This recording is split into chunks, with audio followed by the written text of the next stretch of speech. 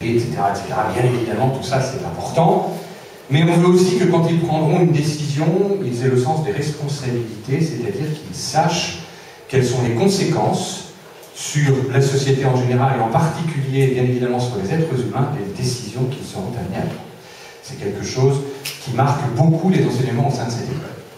Alors, c'est une école en 5 ans, au passage, dans les 39 qui appartiennent à la conférence des grandes écoles, il y en a 34 qui sont des postes prépa, et il y en a 5 qui sont des postes vagues, dont les ES.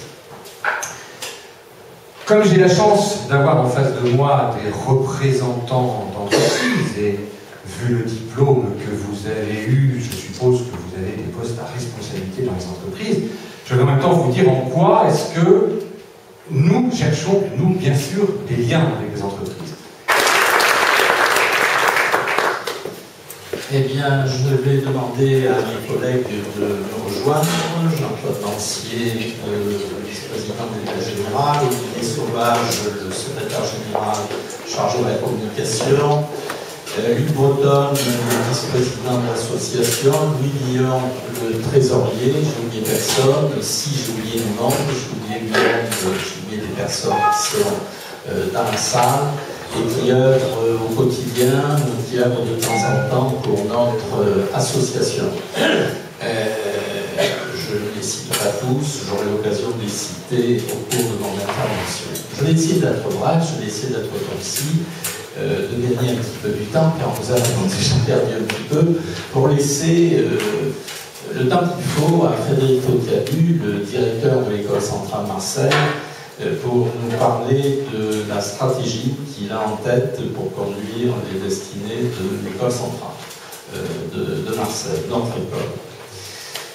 Comme vous le savez, je suis président depuis un peu moins d'1 an, ou depuis presque un an, tout dépend comment on voit la chose, et c'est à ce titre que je vais vous présenter le rapport moral de l'année écoulée. Je remercierai tout d'abord Bernard Vitran, je ne sais pas où il est, pour tout le travail qu'il a fait avec l'efficacité pendant la période où il a été président. Et il a eu, entre autres, pour charge non négligeable de fusionner des associations originelles qui ont conduit à l'association des ingénieurs centraliens de Marseille. Il est toujours difficile de présenter un rapport moral sans empiéter sur le rapport d'activité que présentera tout à l'heure Olivier Sauvage. C'est pour ça que je vais essayer d'aller vite et de passer rapidement sur les divers points.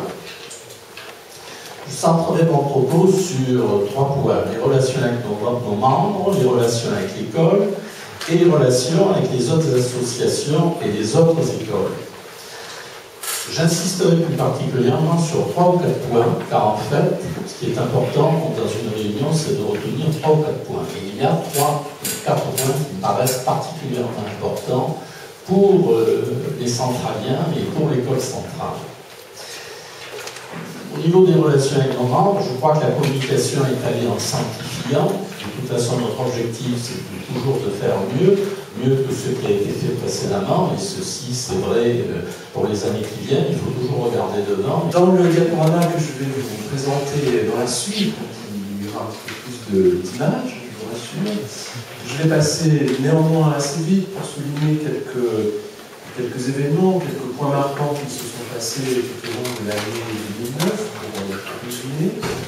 Donc on ne prétend pas bien sûr à l'exhaustivité, parce que l'activité de l'association sont déjà 2 salariés permanents, quotidiens, plus tous les membres du bureau qui travaillent quasiment aussi au quotidien tous les jours. On ne va bien sûr pas tout passer en détail. En revanche, vous avez dans la pochette qui vous a été remise un rapport d'activité de 4 ou 5 pages qui, lui, est plus détaillé. Luc va rajouter quelques